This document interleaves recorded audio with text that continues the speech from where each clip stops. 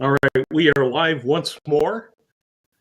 Let's see if we can get Sam on the screen. Sam and his bear on the screen. So we are once again back for the third time around. This time we brought YouTube with us. So welcome everyone from YouTube to the stream. We were about to start what we are calling a death match. And the death match is a quick question and answer session that I randomly award points to the winner for and threaten people with marshmallows if they do not respond quickly enough. But we will begin that soon. Brad is back. I'm going to hand it back to Brad. Okay, checking real quickly as we come up here on everybody's stream. How are we doing on the sound now? Twitch having issues again. Interesting. Well, yeah, it seems like that would be the issue. Yeah, it's on the StreamYard, and hopefully it gets. Yes, we know the sound is still a problem. I'm trying to sort through it. It's not really anything we can do right now. It's on the other end of things because we can all hear each other fine. And apologize again for the sound not being very good right now. And hopefully it will sort itself out as we proceed here. But what the heck? Let's fire up the first question, Barry. All right. Do you have a sound? Do you have a special sound? You know I do. All right, let's do it. All right. Death match round. All right. There, double time. All right, very good. Here's the death match.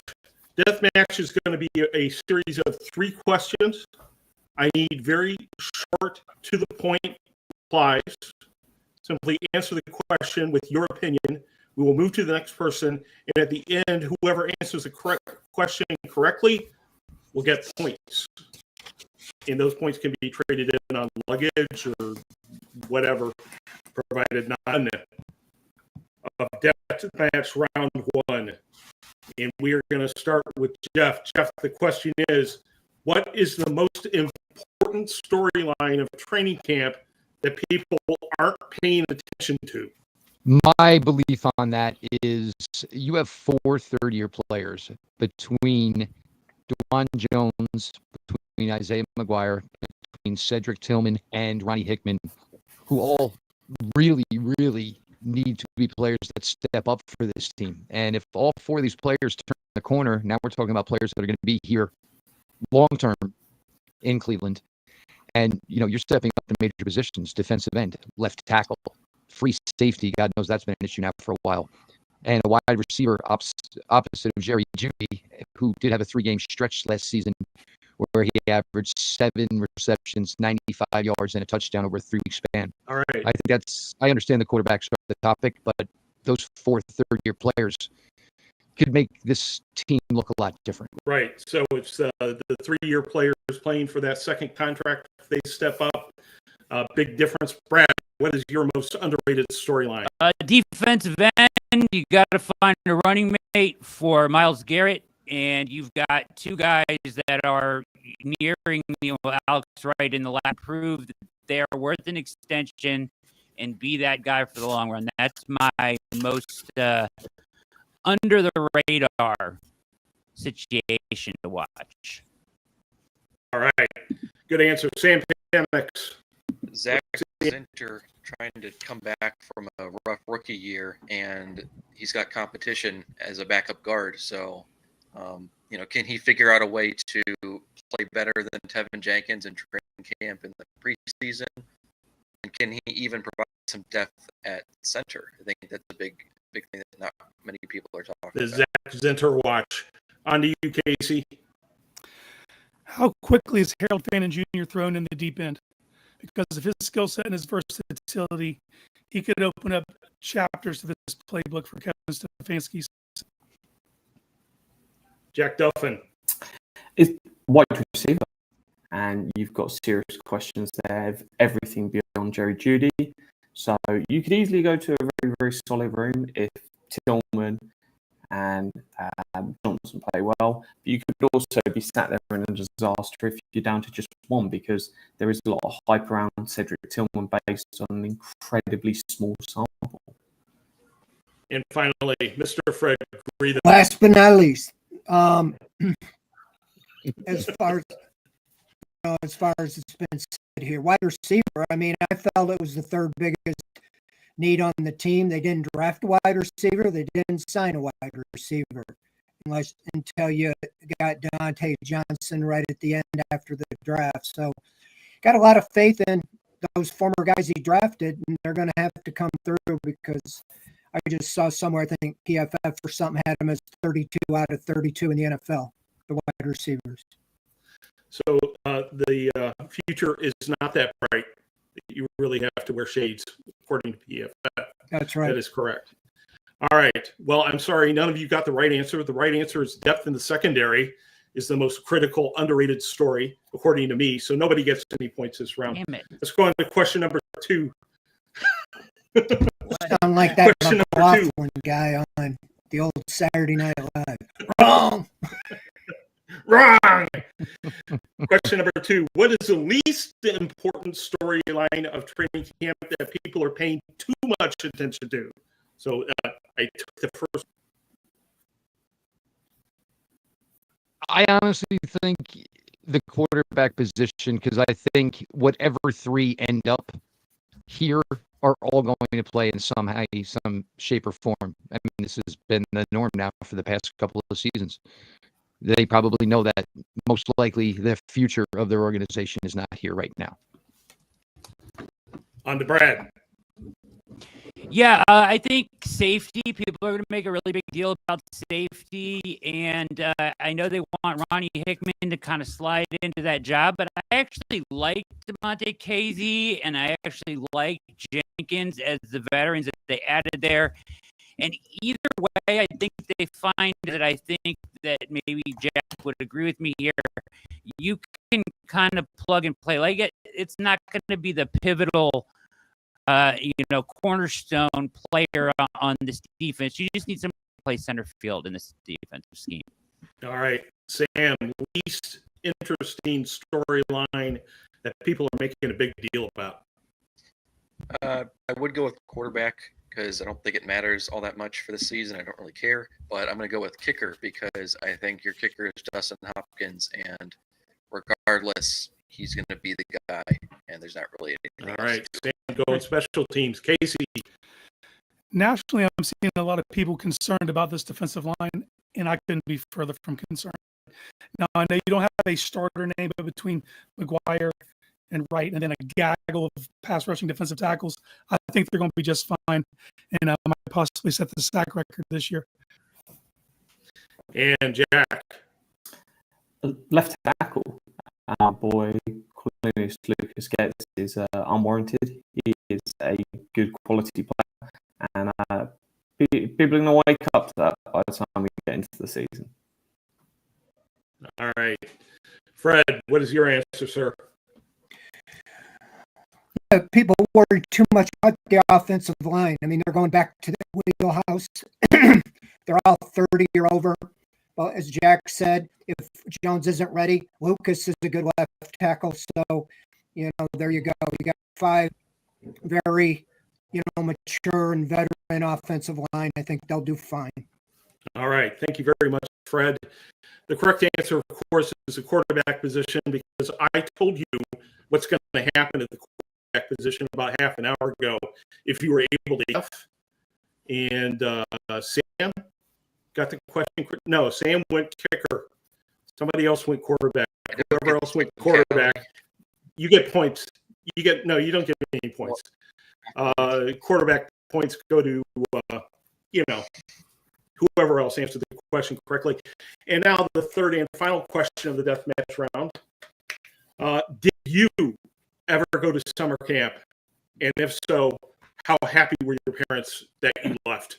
Starting with Jeff. I went to summer sports camps. I'm sure they were thrilled I wasn't around here because that meant they didn't have to drive me each and every day to baseball, basketball, and football. So I'm sure they were thrilled when I was not around. All right, Brad. Did you ever attend summer camp? And if so, were your parents happy? Yes, they're very happy to get rid of me. Absolutely.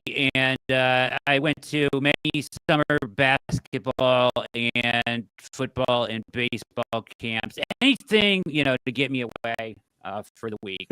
Yeah, very happy. All right, I Sam. went to sports camps, but they're all local, so they didn't get rid of me that way. I went to 2 church camps down in Tennessee for like a week. So that was probably the most that I was out of the house. They had a little bit more peace. That sounds right. Casey? I did sports camps as well, but I was also in 4-H from 3rd grade until my senior year of high school, and I went from being a camper all the way to being a counselor. I loved summer camp, and I'm sure my parents were pumped that I wasn't home. And I would come home because I didn't sleep at camp with no voice, and I'd just come home and sleep for about 48 hours. Jack? No. They Never don't went have off to summer camps camp? over there? No. Okay. What do All they call it?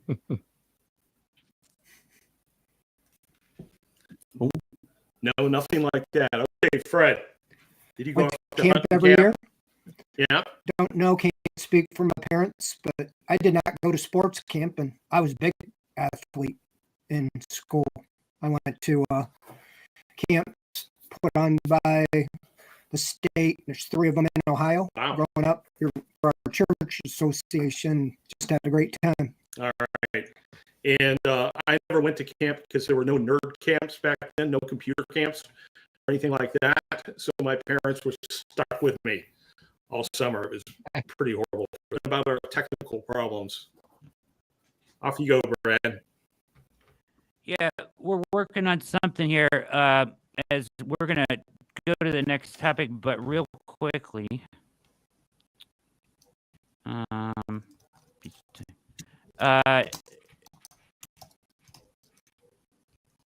Okay.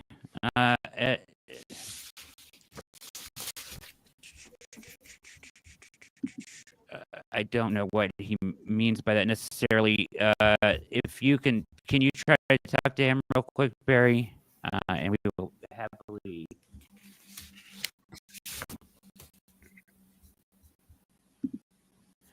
All right, ladies and gentlemen, apologize again for the technical difficulties. All right. The topic that no one really wants to talk about, but we have to talk about now is running back room, right? The arrest and contract status of Quinshon Judkins has thrown the running back situation into some uncertainty. If Judkins is unavailable, Jerome Ford is expected to step up with rookie Dylan Sampson and potentially veteran Pierre Strong. They have also Amani Marshall in camp as a UDFA. That is the extent of the running back room right now. The Browns are trying to return to what seems like a run-heavy scheme, right? Stefanski, right? Full Stefanski case. We're going back full Stefanski here. With the wide zone and whatnot. And they like to be able to run the ball effectively, to have to be able to find some success this year. And with Judkins up in the air, how do the Browns maintain that path without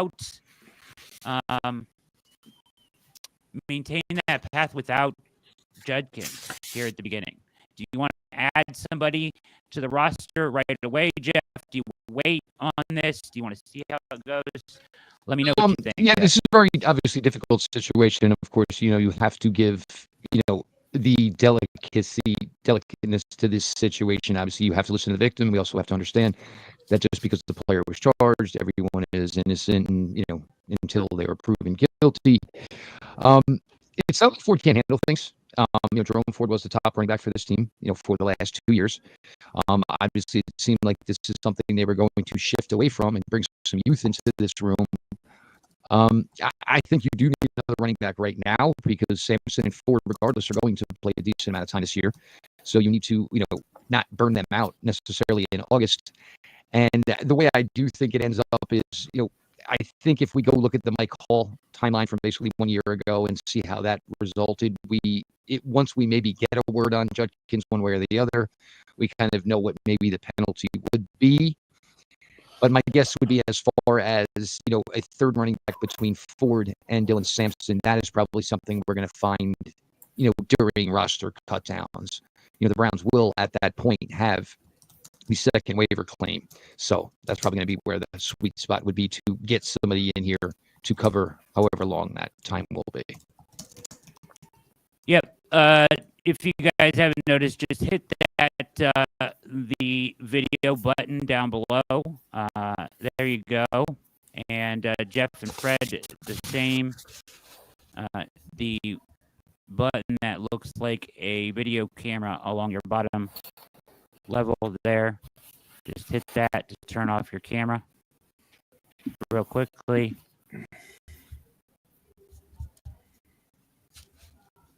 You guys see it? Fred? No, I don't. Bottom of the screen where the next to the microphone button. Next to the microphone, there's a camera button. If you can just click that guy. I just have a microphone button. Okay.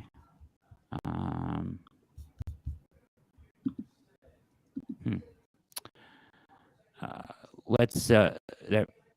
Okay.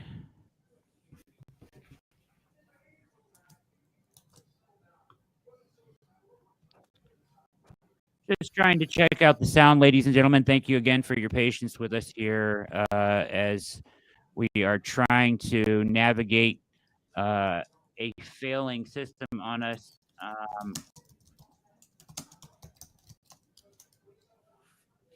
Yeah, you're absolutely right, Robert.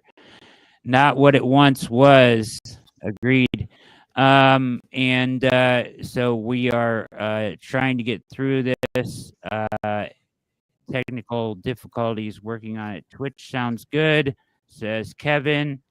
MC, that's because you guys have learned how to type in middle school. Connie, any better on YouTube with the sound?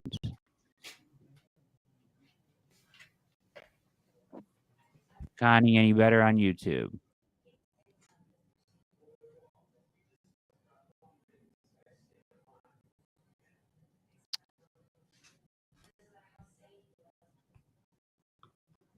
Better, says Solo Eagle. Yes, says Fumble. So sound appears to be better. Still talking. Still a, something that luckily I'm pretty good at, just rambling on here. Yes, better. Seems to be better on YouTube, says Kevin. Okay. What do we do with that now? Let's, you're fine. Sounds good. I am talking initially. Let's see here. Yeah. Apologies again, folks. Yes. I think we are making some progress with the sound. This will make for quite a show, folks. Quite a show. It's fantastic. But we appreciate your support.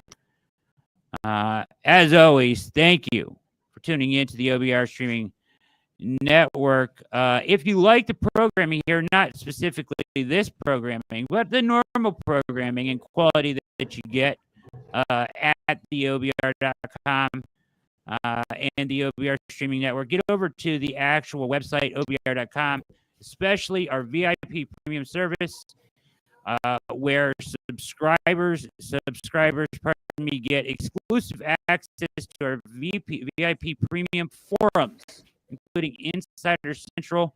Worth the price of admission alone is Lane Adkins and his insider information. OBR VIP stories and all the exclusive recruiting and transfer portal scoops from 24/7 Sports. And as I would want to point out, the Paramount Plus with Showtime thrown in for free.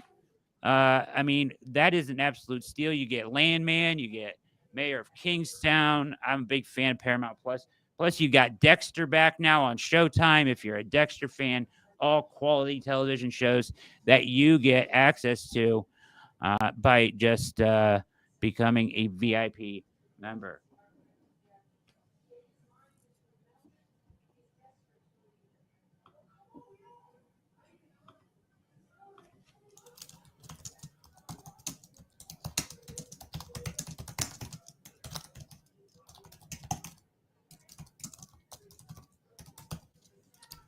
Camping and technology does not mix. Absolutely.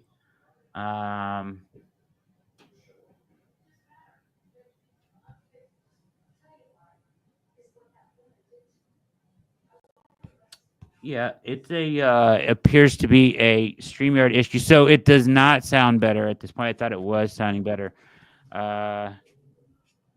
So at this point, then, it's still crackling, but better. Just continue the show.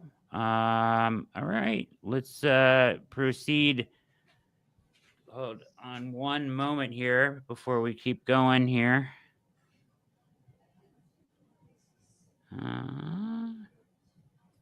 Are we going with...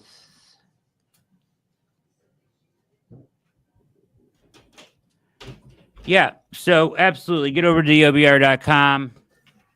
Sounds okay. Then creaks in again. Yeah, so we're just going to have to go with it. You sound good on YouTube. All right, thanks, Fumble. Better on both, says Tie Sock. So we're making some progress. All right, so here we go. We got everybody with us, ready to go around the horn. Let's pick up where we left off. The unfortunate circumstances surrounding Judkins. Barry, what do you want to do? How do you want to handle this? Browns got to run the football to be successful this year. Are you okay with rolling out Sampson and Ford? Do you need to add a back in this situation? How do you want to handle this? Excuse me. Anyone who read the bloviations over the last couple of days know I'm worried about those third and short, fourth and short situations, with a bell cow back. If Sampson's able to get to that, point, he's still 5'8", 200, right? And so I've been advocating actually that they go out and look at Gus Edwards, who's a big hammer of a back, helping them in those short third down situations. I think that's what you miss, most significantly with Judkins out. So that's my concern. Sam Penix, what do you want to do at running back? Do you want to add somebody now? You want to wait and see if somebody in camp can emerge, or do they need to add, is this an urgent thing that you need to add, like Barry said, a banger in there? I agree with Barry. I think, unfortunately, due to the situation, you kind of have to wait and see what happens. But it does seem like what's likely going to happen is he's going to be out a significant chunk of time, at least to begin the season. And especially with them wanting to return to a more, run-based offense, you don't really have a between the tackles bigger running back, right? That's not Sampson. That's not Ford. That's certainly not Pierre Strong. So just from a body type standpoint, I think you need to get someone in there who is a bigger, more bruising back. And I'm a big Gus Edwards fan, so I agree with Barry. I think that would be a really good signing for this team. Yeah, I like that idea too. Casey Kinnaman, big case dog. What do you think? What do you want to do at running back? You ready to be patient here, or do you want to handle this with a free agent signing now? we talked about it on All Eyes that, this could be potentially a sizable suspension. We aren't sure, but it's unknown when he will return. Yeah, I'm bracing myself for 6 games, and I'll be pleasantly surprised if it's less than that, and not shocked if it ends up being more. You never know how these things play out. But I'm going to be a little patient with this. I like Sampson a great deal, and I think he can get you short yardage. I know the weight would indicate that he's more of just an open field runner, but we're talking about a guy who had 27 touchdowns last year. He has a nose to get that short yardage. I would wait till roster cut downs before adding a body. Now you can bring in some camp bodies, and if one of them takes and runs with the job, that's great. But I would be content with those two, and then just kind of wait and see what shakes out when everybody else cuts down to 53. Jack Duffin, interested to hear your thoughts on this. How do you want to handle this running back situation? Do you want to bring somebody in now? Do you have a name in mind? Or are you waiting for cut downs? How do you want to handle Judkins? Yeah, so Gus Bus is certainly intriguing as an option to come in and just do a job. He's not going to be special, but he's also just going to give you acceptable. At the same time, it depends how many games he's out. Because if he's out 4, if you bring in a Gus Bus, then you're getting rid of Gus or Ford after potentially 4 games. So it's one that you've got to have that conversation and balance to think, well, what are we actually trying to address here? And partly, if you sign a Gus Bus and you guarantee him a certain amount of money, you're then going to move on from him after those 4 weeks. So do you want to just bring in a rookie and give someone a shot? Because there will be so many more players that hit the market between now and the end of the season. And it could be guys that, hey, if you add an edge, then you've got an Alex Wright that is on the chopping block. So do you go and trade an Alex Wright for someone because you actually upgrade the position? So there's lots of different directions they can go. If Gus Bus is the only one you see out there, you can make a move and maybe you spend $1 million, $1.5 million guaranteeing that. But at the same time, I'm happy to let it play out and see what goes on down the line. Jack crowbarring the Alex Wright cut into the running back segment. Love that. Fred, going to you. What do you want to do at running back? Do you like the idea of a Gus Edwards or a free agent now? Or you want to bring in a camp body? Or are you okay to wait till cut downs on this?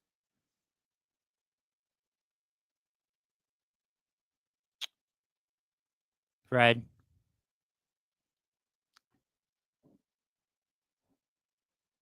Let's see if we can get Fred off of mute. Unmute. You're on mute, Fred. Okay. There you go. Things going everywhere. I'm saying I'm patient. I'm not in any hurry. Let it play out. There's going to be somebody on your list that gets released, or as I think Pete wrote about today, there's teams with a surplus of backs that are going to move them.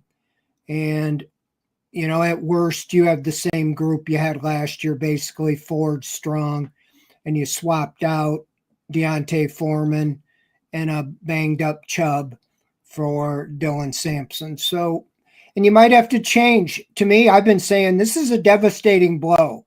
They were planning on going back to the power running game, shorten the game with a big power back.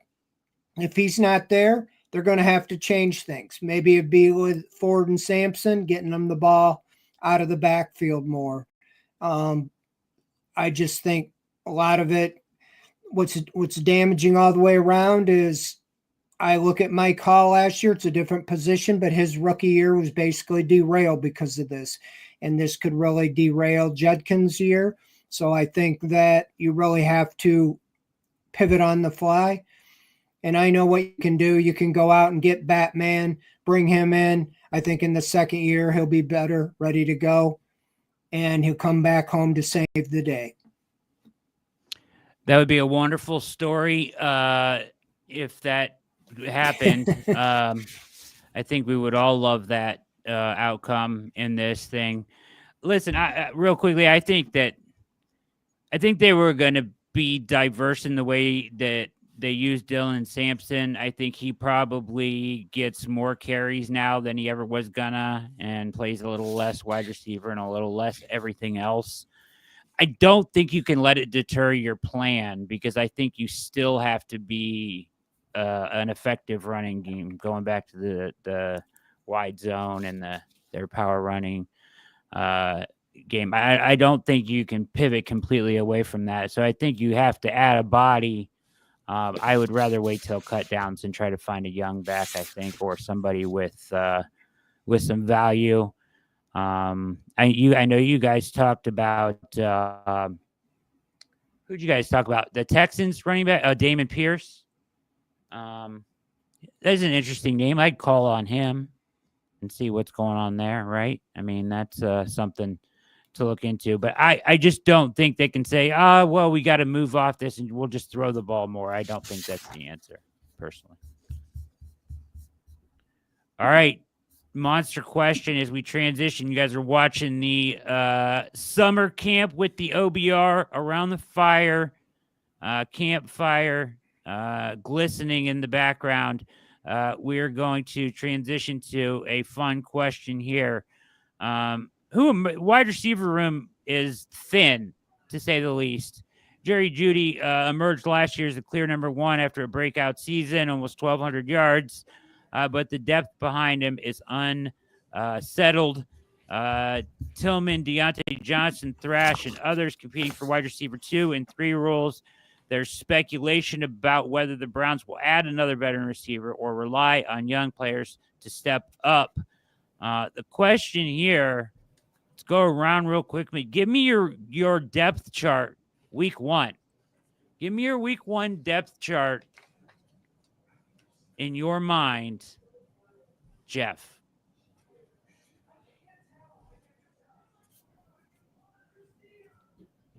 We are talking Lloyd. about the wide receiver depth chart. So obviously, I would say it's Jerry Jeudy. And the way you're going to run with this is you're probably going to run with this, that it is, Cedric Tillman, Deontay Johnson. And my belief would be, and this is probably something that they really, really needed to make more of a little bit more urgency last year, was putting more time for Jamari Thrash. I would say if you're talking your top 4, that is probably where, this should be headed. Then, you have some of your holdovers with David Bell and Mike Woods. But, to get this group out of that 32nd ranking out of 32, which is just rough, right, is, look, Tillman has the size. He can work over the middle. Like we've seen what an effective Cedric Tillman does within this offense. Deontay Johnson, I'm one that's kind of maybe trying to be a little bit more positive about this, because I think, the one thing with Deontay Johnson is can he just worry about playing ball? Because, I think it was 5 teams, one of them twice within, a little bit more of one NFL season. But the talent is still there. He's always been a, effective and productive wide receiver. Certainly quarterback play and, quarterback effectiveness is, would be something that would help this room grow. And probably at this point, not having an established starter is probably going to hurt group development here for the wide receiver position. But for me, I think that's the way it probably works out as of now. What's the rest of your room, though? I mean, that's like 4 guys. Oh, no, I got you to 6. I got you to David Bell, and I got you to Mike Woods. I'm not sure. We always do this every summer. That's your 6, then? That we always get excited about, the guys that, certainly the local flavor, the Floria and those guys. That's something we usually get excited about for the beginning of August, and then those guys usually filter away as we get closer and closer to September. Okay. All right. Barry, who's your 6? Who's your 6? I don't know. I have no idea. I think the top 4 are going to be Jeudy, Tillman, Thrash, then maybe Bell. I just don't know. After that, it gets really, really dicey. We're talking about having players emerge during training camp, but I don't think the situation overall is as dire as listicles coming out, listing the Browns 32nd in wide receivers would make you think. I think they're going to put Sampson out in the slot some. Harold Fannin is basically a wide receiver in tight end clothing at tight end size. And beyond that, you're talking potential. But overall, either Tillman or Thrash has to break out. I don't have much faith in Johnson coming back after all this time since his glory days. And I think that they're going to make do with, double tight end sets and getting Sampson out to the sideline as much as possible to help out Judy and whoever winds up to be 2, 3, 4. Good stuff, Barry. Let's proceed. Sam Penix, give me your Browns wide receiver depth chart. It's a scary proposition, I know, but let me hear what you got. I think Judy is clearly number one.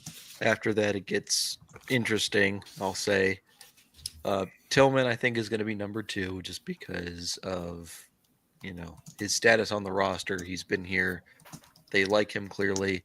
I think he did show some things, again, small sample size, but I think he showed some things last year where there's a development from him as a player where he came into the league as kind of a one-trick pony, didn't really run a diverse route tree, was kind of looked at more as a big-bodied contested catch guy.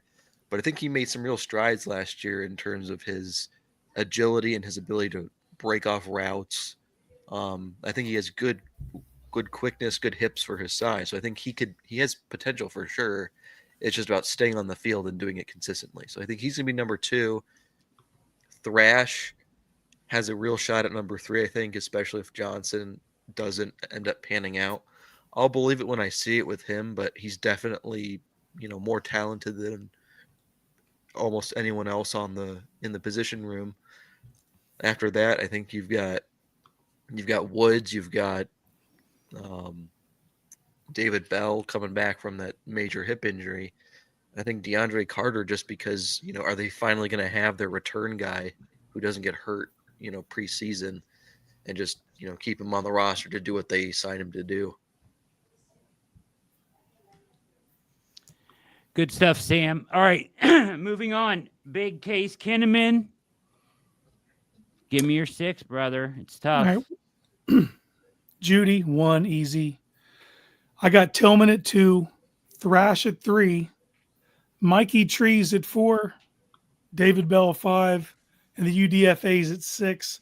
I'm looking at Deontay Johnson like a scratch-off lottery ticket. And I haven't bought my quarter to scratch it yet. So you're going to have to give me a week or 2 into camp before I scratch that ticket and see if it's a hit or it's a nothing burger. If it's a hit, it changes the way you see this room. But if it's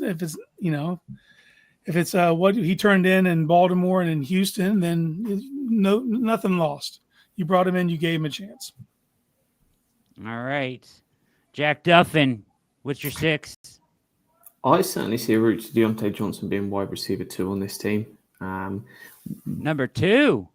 At the end of the day, Cedric Tillman managed 9 yards on his first 6 games of the season last year. Hey. That is not good production. Then we had a phenomenal 3-game spell where he absolutely lit it up. And if you're getting that player, he's in contention for one of the best wide receivers in the league over that 3-game spell. And then we saw 3 catches on 8 targets, 47 yards, and it all started going downhill for 2 games. So it's one that you are talking about such a small sample with Cedric Tillman that if you hit lightning in a bottle and you get that over a season, phenomenal. But there's also massive scope for that to go wrong. It's last chance saloon for Deontay Johnson. There's been positive noises so far. Can he go and produce that? But his talent is unquestionable. We've seen it on a much larger scale and produced time over time. I have serious questions around Jamari Thrash. This is someone that managed on 98 pass snaps last year. He produced a total of 22 passing yards. That's not numbers where I'm going, hey, I'm excited for year 2. Those numbers where I'm going, is he going to be here year 2? And that is certainly within the realm of outcomes that they move on from him. So in terms of a 6, Judy, Tillman, Deontay Johnson, I think you're top 3. both Bell and Woods were players they moved on from last year and exposed to waivers. So I have no real confidence they're going to be back, and they really need to produce in training camp to come back. I think you're looking at Thresh and Carter, someone then from outside the roster making the team, unless one of those two has a phenomenal camp. But I think most likely Bell and Woods are angling more towards the practice squad than being on the roster. How much All right, can you apply? Before we get to Fred, Yeah. to Fred or continue on, I want to push back on something that Jack said a little bit here. So Jack, you mentioned those first 6 games where Tillman had basically zero production. Those 6 games coincided with a certain quarterback starting, and Jerry Jeudy also did practically nothing in those games, and then everything changed for him.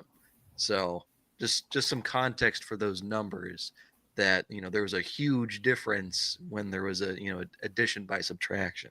I would question Jerry Jeudy did nothing. 25, 73, 27, 72, 16 and 35 yards. That's an awful lot more than 3 catches. And yeah, Amari Cooper was on the team then, but these guys were still able to produce, whereas you talking about a 3-game sample size for Cedric Tillman. If we had that 3 games for the entirety of the season and not the concussions, I feel more confident, but I'm also not tying the entire 25 season production to a 3-game sample.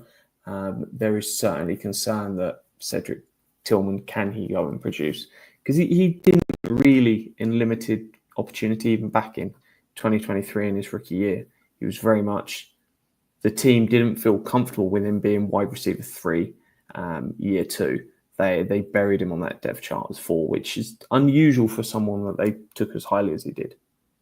I would push back Agreed. and say that it's very difficult to evaluate any of the wide receivers last year when 4 was starting and when DTR was starting. Thrash's games were played with DTR at quarterback. I also want to say Jeudy did do more than Tillman early on in the season, but he also played over 3 times as many snaps. So just another thing. All right. Fred Greetham, the legend. What's your depth chart?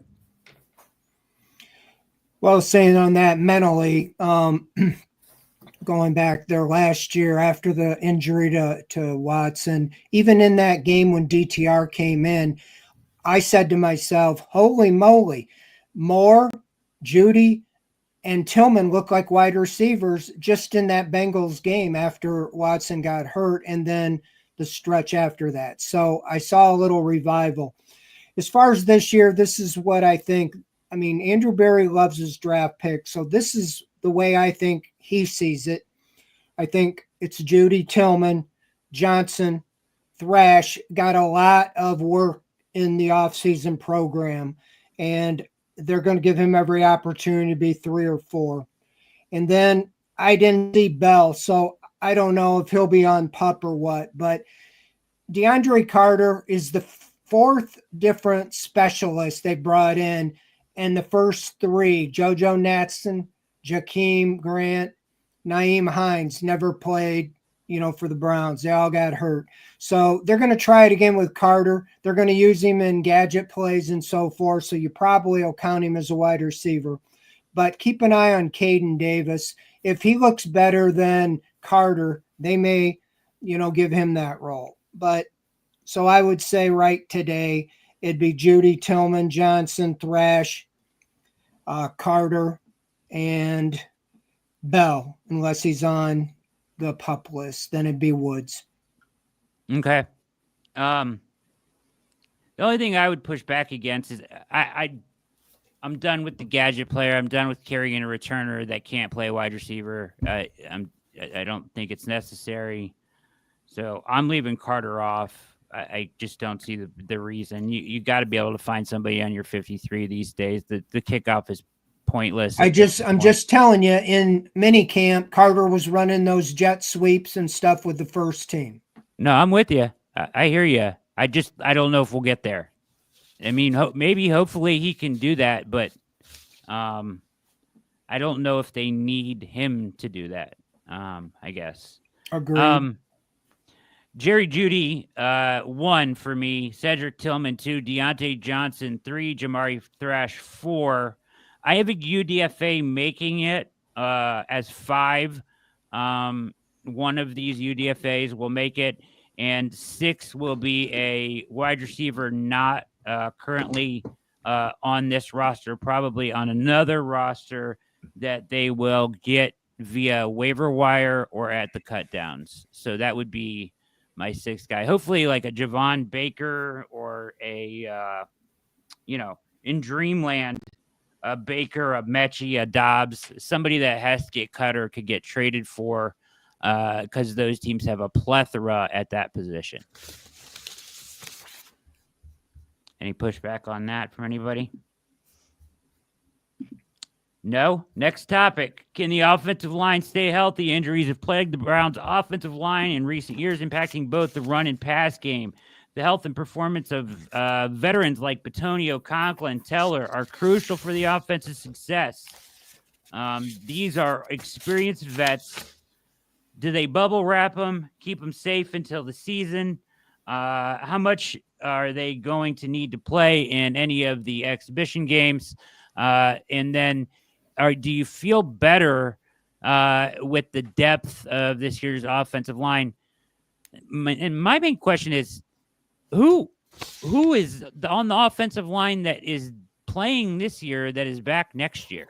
I mean, is there anybody besides DeJuan Jones, Zinter, maybe? I just want to hear your thoughts on the situation at good pace. To Jeff Lloyd. I really like the way you ended that with, because, so much of this is, obviously today and looking towards tomorrow. Not only the age of left guard, center, right guard, right tackle, all over 30 years old, all essentially are on expiring contracts. So that's a huge, huge question as far as, where is this offensive line 1 year from now? You have to think with where Zach Zinter was drafted, he is a guy that you believe is a potential starter. You just have to believe that. Yes, the early returns weren't that great. I think Tevin Jenkins is here for hey, we want to see what the medicals are firsthand. And then, does he then become an option after 1 year in Cleveland of signing up as a starter? Yeah. But I'm totally with you because I think a lot of people are excited, like, okay, hey, they're healthy. B, they're going to go back to the wide zone system where this offensive line excelled and was really good in the early 2020s. But, players that get dinged up tend to stay. Players that get dinged up, age certainly is not in their favor. And then we're trying to cross our fingers that all 4 of those guys are all going to stay healthy. So, yeah, I mean, there's a chance, and I've done a lot of speaking about this, that, there could be a really, really massive overhaul between the end of this upcoming 2025 and the beginning of 2026. I mean, you could potentially be replacing 5 starters. And that is an awfully large amount to do when you figure at worst, it's going to be at least a young rookie or a younger quarterback in 2026 in either Gabriel or Sanders. Yeah, that's tough to project that offensive line next year, and you kind of need some things to fall into place this year for that to happen, I think. Barry, where are you at with the offensive line? Can they be effective? The old guys, right? They've been together here for what, 4 or 5 seasons now, this core. Can they be effective in the run game, really, where they need to be the most, and the pass game? And what does the future of this offensive line look like? Yeah, I think that they can be effective. They're going back to the Y zone scheme that they all seem to like. They're enthusiastic about it. Of course, they just have to stay healthy. I think the other thing they've got going for them this year is that whoever winds up playing quarterback is not going to be a random distance behind the line that Deshaun Watson was. Yeah. I think it'll be a lot easier to block for, and I think that'll make a huge difference in this team. But in terms of bubble wrapping these guys, I don't want to bubble wrap so much as I want to see Zinter and Whippler, guys like that, Cohen, get as many snaps as they possibly can. I want them to be prepared to play in this scheme, and I want them to be able to assess these guys, because they're going to have to go out next year, as you and Jeff have alluded to. They're going to have to go out next year, and they're going to have to get some new players if these guys are not up to snuff. So I want to see as much of those guys as possible during training camp. Well said, Barry. Next up, Sam Penix. Tell me, the questions. What do you want to do? Offensive line. What do you expect from these guys now and into the future? I mean, I think the question is, is this kind of the last run with this group? Teller, Bitonio, and Conklin have been here for a long time now, and they're all aging veterans. Conklin, I know he's got the injury concerns, but when he is on the field, he's one of the most consistent players they've had over the past 20 years, I think. I think he just gets criminally underrated because of the injury issues that he's had. And maybe if he can stay healthy another year, maybe the Browns consider extending him even further, if they can get him at a reasonable contract. Good tackles don't come around very often, right? So, and he is definitely a good tackle. Same with Lucas. I think I would lean towards him being the day one starter at left tackle, just because he's more of a proven, consistent player. And but again, it's like, how many of these guys are going to be on the roster next year?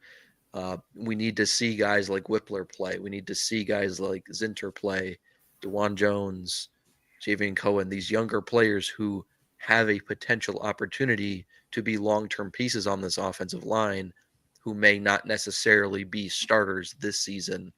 And there's a nugget in Insider Central for VIP subscribers on the offensive line that you might want to go read. But I guess the hope is that, the new offensive line coach can kind of right some of the wrongs of the line last season, to where maybe they don't need as many reps together preseason because they've been practicing in a different way that's going to better prepare them for the regular season. Well said, Sam Penix. Casey Kinnaman has lost electricity at his campsite, and his mic is no longer working. Jack Duffin, offensive line, got a bunch of old heads, been together for a while. Are any of them extendable into next year? And do you expect performance-wise out of them this year?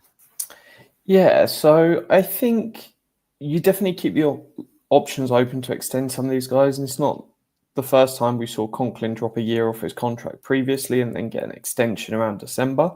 I think around December, you probably review Bitonio, Teller, Conklin, and you start making decisions on whether you want to keep people around. We've got 2 years on the Lucas deal, but the one thing, you're going to get injuries this year, but the advantage is there's a better level of depth and talent there. So whether it's Lucas starting and Jones backing up, whichever way around it, you've got another option there. In terms of guard, you've clearly got the best third choice guard option in Jenkins in the league. There's many starting guards that he is better than. It's just a question of health. Zinter can hopefully take a step forward. You've got 3 guys that are really good. Whiteplar, who knows what he's going to show. Unfortunately, he's suffered injuries and he effectively missed his rookie year because they kept Nick Harris around. So he wasn't able to step in and get an opportunity to play. So it's one that you're in a good spot for depth. So injuries are going to happen. Very rare to go through a season and you keep all 5 together, starting week in, week out. But there's bodies there to step up. I certainly see Conklin as the most likely to be extended. And I think there's an argument for Bitonio's hanging around is probably more likely than Wyatt Teller, because Wyatt Teller's season last year wasn't good. Everyone else had a good pass blocking performance post Deshaun Watson going down, whereas Wyatt Teller's was just not on the same level, which was interesting because his 2023 season was significantly better. And it was really a point where he's had inconsistent years where the first half of the year has been phenomenal, and then the second half of the year has been near a league average, whereas 2023 he held it up more. It wasn't quite phenomenal, but it was significantly above average all the way through the year. But that was not followed up last year. So definitely feel like Wyatt Teller's less likely to hang around than the other two. But I'll be wrapping up soon. I won't stay out all night around the campfire because it is 1:22 in the morning. Yeah, I understand. You go when you got to go, Jack. But before you go, real quickly, I want to hear what Fred has to say on this particularly. But can you answer this one question that we have in the chat, Jack? It is particularly for you. Is Shador really getting $14 million from his jersey sales written into his contract for Jack from Drew and Brick City? You go to Fred, and I'll look up what the CBA says about jersey sales, but nothing will be written into his contract. Yeah, nothing in his contract. Okay. Fred, I'm very interested to hear what you have to say about this offensive line. They played together for a long time. They're going back to the wide zone. I don't particularly think their coaching was great last year, as they mentioning the chat to Dickerson. I think Bloomgren is a major upgrade, and going back to the scheme that the personnel, was brought here to do. And how do you think they can perform this year? And do you see any of them sticking around beyond this year? Well, I think it's a low bar, but on the offensive side of the ball, it's the strength of the offense.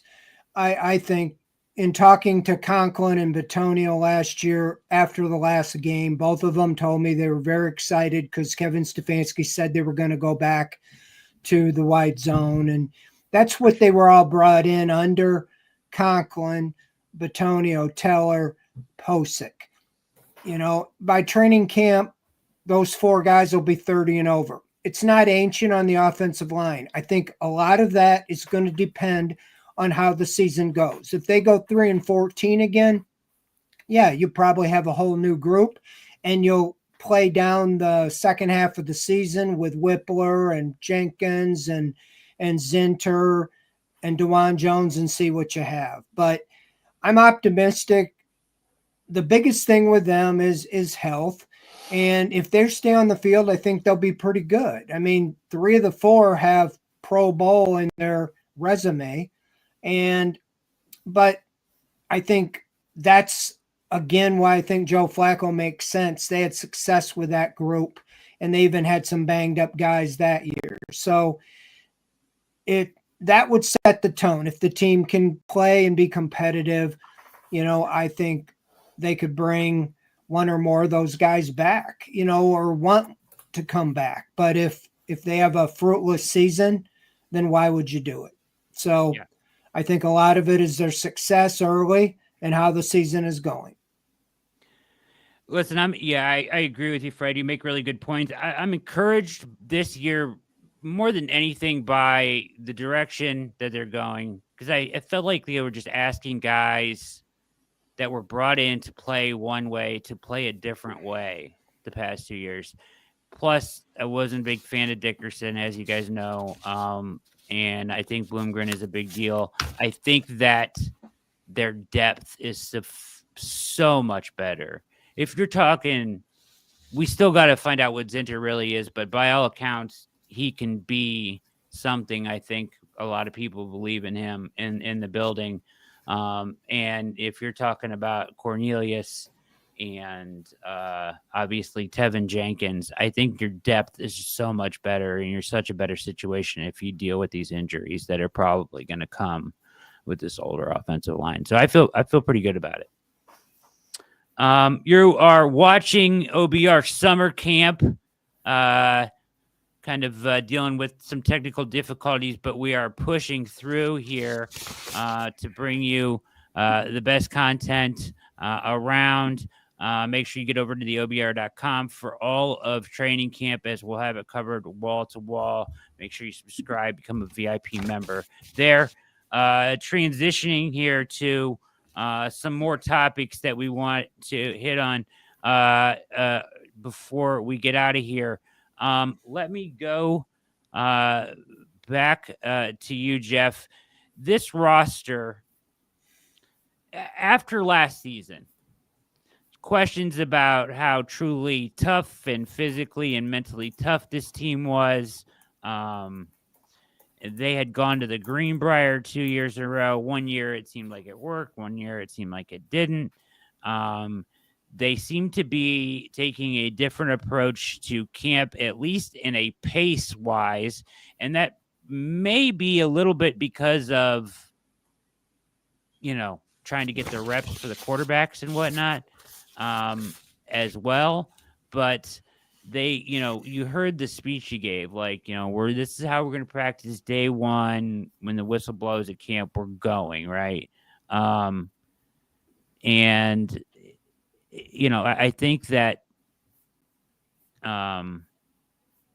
this becomes a question of toughness, kind of a little bit, right? Other teams certainly take a different approach to exhibition games and training camp. Will the Browns change the way that they run camp, as it seems like they might this year? Do you expect them to take a different approach to exhibition games? I don't really know if I do. Where are you at with all of this, Jeff? And do they need to be tougher? Just Can I- real quick. Drew in Brick City, I believe Jack Duffin has your answer. Yeah, so I've looked back and done some reading. Unfortunately, the $14 million suggestion does not seem to stack up based on how the league works with this stuff. So just to throw out a comparison to begin with, if we go back to an article a year ago, all the licensing stuff, Patrick Mahomes walked away with $3.6 million. So unless he is sort of 5 times more popular than Patrick Mahomes, then I hate to break it to people, it's not happening. And that's not just jersey sales, that is everything, video game stuff, etc. So it's one that doesn't seem to be true. Part of the calculation that this person came up with uses the for sale price of jerseys, which is not what it is. It's the wholesale price, but you're talking a small fraction of what they're going to make. So is he actually probably going to make more in jerseys and licensing and stuff versus what he might make from his salary? Certainly, I think that's a fair suggestion, but 14 million in 1 year is not true. It's likely to be a smaller amount, and a lot of that money will go across all players, but then there is a certain incentive that goes to players, sort of thank you and commission for their popularity. But I would say you're much nearer hey, could he pocket 1.5 mil as a more realistic than 14 mil. We don't know the exact number because the formula is not public. It's the NFL PA it goes through rather than directly from the league. But that's my ending note. But yeah, happy to fact check these things and dig around in it because I've never looked at it before. I love when we get to tease Jack Duffin's brain a little bit. But honestly, you look at the 2023 camp and obviously, going out of town, obviously it was very effective. Who knows if it was effective? I mean, you assume it's effective because the team won. So, you know what? You had a year when you went to the playoffs, you run it back because, it was a good season. So you try to do everything the same. Last year was 3-14. Obviously, whatever, plans were for last year's training camp, you toss in the trash and you try something different. You'd be a fool to just do the same thing that didn't produce positive results. I think the other thing is, maybe if you're, staying local, we are talking about, the age of this offensive line. Obviously, these, family people, it's more conducive for them to stick around and, have their family time, of course. You just got to try something different. And I think the thing that will be the ultimate difference maker as far as this team within training camp this year is that we know that one of the quarterbacks is just not going to be an option. So it is going to be about these other 4 quarterbacks who are, vying for whatever playing time they're going to see under center for this team this year. And depending on what you listen to or what you read, it seems that there's a feel better just generally about everyone that's going into this training camp about, the fact that the newness is probably going to hopefully be a difference maker. And, whether we see Gabriel or Sanders succeed, at least you can look and say maybe there is, some glimpse of, the Browns quarterback room, the future of the Browns. And in addition, unfortunately, you do take a hit with Judkins not being part of it, but the Browns really haven't had a legitimate draft class in a very, very long time. So there is a lot of excitement and should be a lot of expectation for Graham, for Schlesinger, for Fannin, for Dylan Sampson, for the other two quarterbacks. And, if you want to be excited about eventually getting Quinshon Judkins on the field, I get it. Yeah. Barry McBride, you crafted this question. I'm anxious to hear your thoughts. Well, they've had these training camps where things have been taken a little more casually. There hasn't been a lot of tackling to the ground. There hasn't been a lot of players, starters trotted out. And what has it got us? It got us an injury list with 20 guys on it by the end of the season. I don't think the camp casual has worked. I don't think going completely to the opposite end of the spectrum and running a brutal camp is anything that Stefanski wants to do, and I don't think it would work anyway. But I would like to see a little bit more intensity, both during exhibition games and during training camp, especially after the way this team looked beginning the season last year. Granted, a lot of that was due to Watson, of course, but still, the approach that they've taken these last couple of years has not got them off to fast starts. And so I think it is time to change it up. Very interesting stuff, Barry. Sam, I want to hear your thoughts on the Browns' approach to camp under this regime, and where are we at this year, you think? Well, I think there needs to be a valuing of the time where, the whole point is preparing for the season. And I think there needs to be a balance between, going as hard as possible, subjecting guys to injury and wearing people out, and then also not, like Barry said, not going all the way all the way to the other end of the spectrum where you're basically just, not pushing your guys and they're not prepared. So there's definitely a lot of things that I think they need to make sure that they're able to accomplish in training camp, both with the veterans who are going to be counted on and then the young guys who you're planning more for the future. So again, just take advantage of your time, make sure that you're making good use of it, because you only get so much of it, and it's going to show, week one, which teams are prepared and which ones weren't. Well said. Fred, of course, always value your opinion. You see these camps, right? Now, you've been to the Greenbrier. Where are you at with the intensity at camp? From what you saw at mini camp, did it seem different to you? Was there a different tone, or you expect a different tone this year?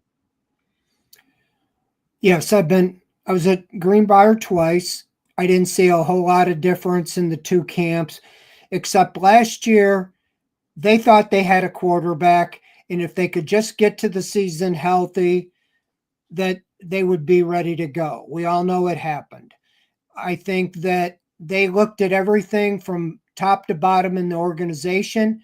They fired the entire training staff and nutritional, everything they were doing. They brought in they didn't bring in all new people. They promoted some, but they get rid of their longtime trainer.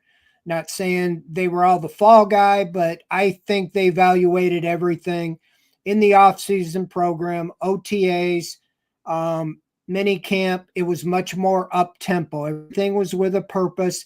They were running, getting more done, at least drill to drill. Might have been because you had 4 quarterbacks. You had 2 fields going. You had kind of double time going to say. So I would expect some of that still happening in training camp. So I do think that they're going to be up tempo. I don't know, if you get 20 guys hurt and put on injury reserve because you're pounding each other, everybody's going to complain about that too. So I don't know if there's really a great way to do this. But I think they'll be up tempo, see what they have as they get to the regular season. But yes, definitely they are changing up a lot of what they have done in the last couple of training camps. We'll see if it works. We'll see how much they change. Yeah. So I have just a couple thoughts on this, and we'll wrap things up here. I think analytically, and I think if you look around the league, they have this belief that,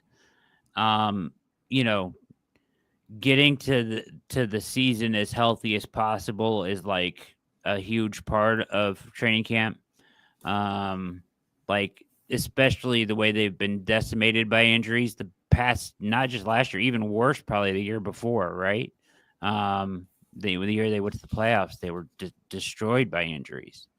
And so I understand the change in personnel and whatnot, but I just have a hard time seeing Stefanski playing many solidified starters in exhibition games. I just don't think you'll see it. I think they depend on, as he has said year after year after year, they depend on a controlled atmosphere like joint practices for them to get their work in. And I think that since they have two of them this year, they will depend on those two joint practices to get the starters' most realistic work in. I do hope that they approach this with more pace.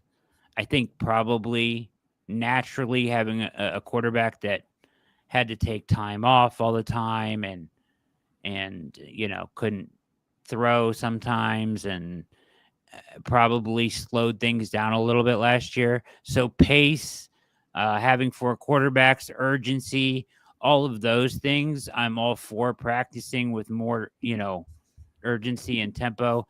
But I still think they're going to subscribe to the same philosophy of getting to week one as healthy as possible.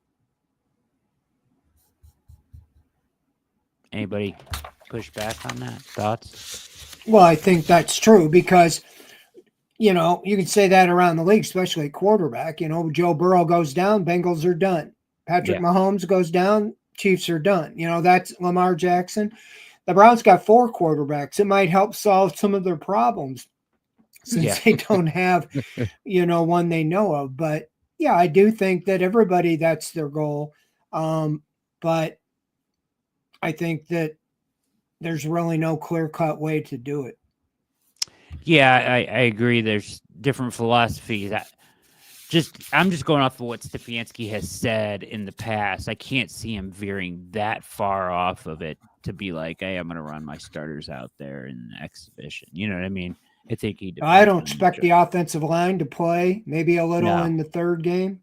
Yeah. I don't know if Flacco will play much, but, this is, but the practices to get them all on the same page, that's where it'll come in, especially the scrimmages against the Panthers and the Eagles.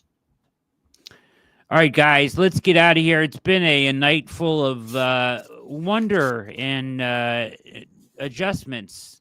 And we've all done well here, and I appreciate you guys for hanging out with us here on the OBR Streaming Network. And we're going to get out of here. Any real quick parting words, Jeff Lloyd, before you can always listen to Jeff 6 p.m. every night on his show, Browns 3D, all things Dog Pound daily. Jeff, any parting words here before you get out of here? I just want to say, and I want to say quickly, I think, you're getting, a certain amount of people that are already down on this team. And like you see a lot of it through social media. And I honestly think that this is a season that truly none of us know how anything is going to go. We really don't. And for me, I think that's what's going to make it so interesting, I think, is that, it's not like, it's like when somebody recommends a book to you and oh, well, this is like you just picked up a book. This is what this season's going to be. There are ways this team can be a success, but maybe not necessarily be successful. There's a lot of young players that we're talking about maybe taking the next step in their careers. We certainly have a bunch of rookies that I think everybody's excited to get to see going. And even if you don't necessarily figure out the quarterback situation, this team could be vastly improved as, 2025 begins and then maybe when 2025 ends. Well said. Barry McBride, the great one, Web Dork, what do you have wise words to leave us with tonight? Well, I'm going to let Jeff's tone of optimism stand and just thank everyone who has hung out with us through these technical difficulties. And thank you, Brad, for marshaling the crew through a couple of different reboots of our streams. Thank you very much for that. And thanks for hanging out with us tonight, guys. Really appreciate it. Absolutely. Who just said that in the chat? Superfly Rob said, "Night, guys. Someone pee on the fire." Well said. Sam Penix, parting words. The bear did not get me, so I'm okay, thankfully. Yes. Yes. I think just, I know there's, like Jeff said, there's some doom and gloom. There's some unfortunate storylines and things that are happening right now, but I think you just got to look at this thing long term. Like, they did a lot of course correction this offseason, I think. And even if this is a difficult season, there's still going to be some bright spots. There's still going to be some reasons for optimism moving forward. And, I think it's just a matter of being patient and understanding, like, they've set themselves up for success moving forward now. And, it's just going to be a journey to get there. And this is kind of like starting over in a sense. They're not tearing things down to the studs like they did before, but this is kind of the start of this next phase of this franchise. And I think, there's going to be some brighter days ahead for sure. Yeah. It's kind of a pivot on the fly, right? And I think there are some teams that have done it successfully around the NFL, and hopefully they can pull this off. You do have to draft well. You do have to hit on some key pieces, and finding that quarterback is obviously the most important. Fred Greetham, can you update me? And before your parting words, can you update me on when we will see this new helmet? Do you know? I have no idea. No idea. I didn't even know. I saw you guys talking about it. I don't pay attention to that kind of stuff too much, but I will let you know if I see it Wednesday. But all right. No. Yeah, I did. I just know they initially said they were going to release it last week and then they pulled it back. I don't know what's going on with that. So I didn't know when it was going to come out. Any parting words, Fred?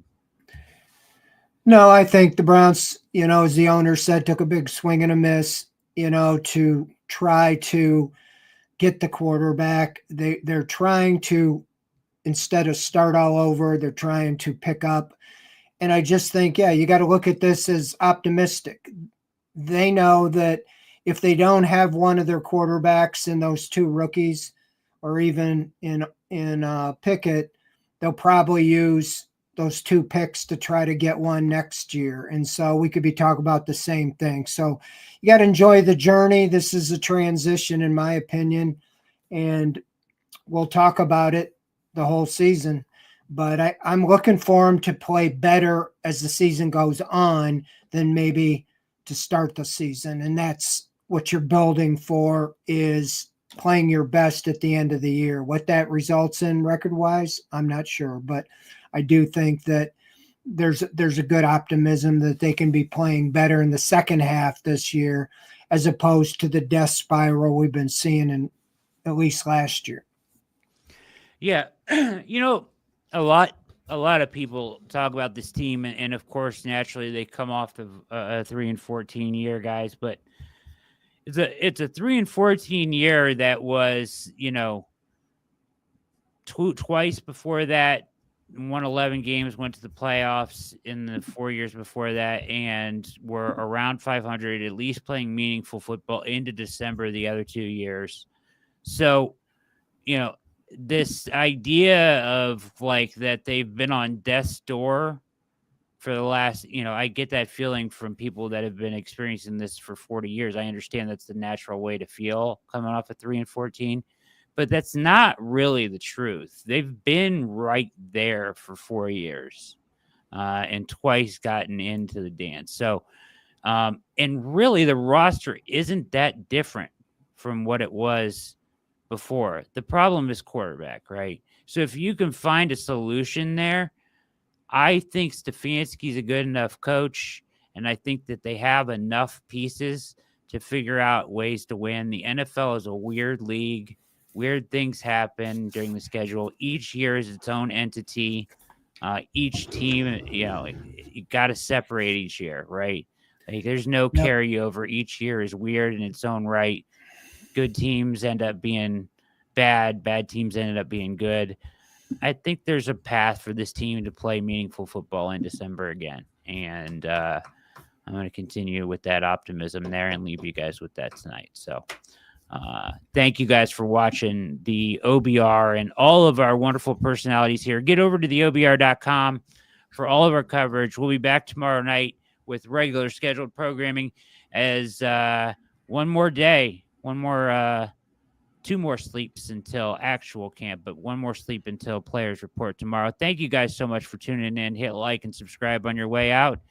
And for Barry McBride, Sam Penix, and the legend Fred Gretha, my name is Brad Ward. We are out.